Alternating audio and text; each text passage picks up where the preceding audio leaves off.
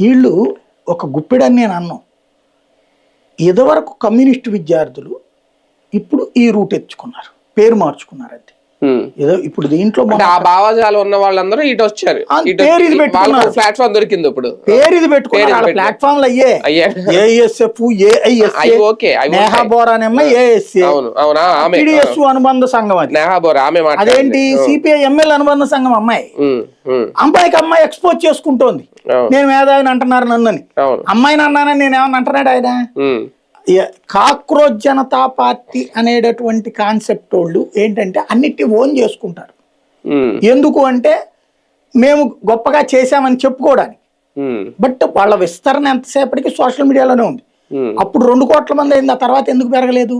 మరి మిగతా యువత అందరు వెళ్ళాలి కదా, మిగతా యువత జాయిన్ అవుతున్నారా వాళ్ళతో? లేదు కదా. మన ప్రాంతాల్లో కూడా మనకు ఒక సంతోషం, నా కొడుకు భలే కొడుతున్నాడు రాళ్ళని, మోడీని, ఈ టైపులో ఫీల్ అవుతున్నాం తప్పించి అలా ఫీల్ అయ్యేవాళ్ళు యాంటీ మోడీ బ్యాచ్, యాంటీ జాతీయవాద బ్యాచ్, యాంటీ హిందుత్వ బ్యాచ్ సంతోషం.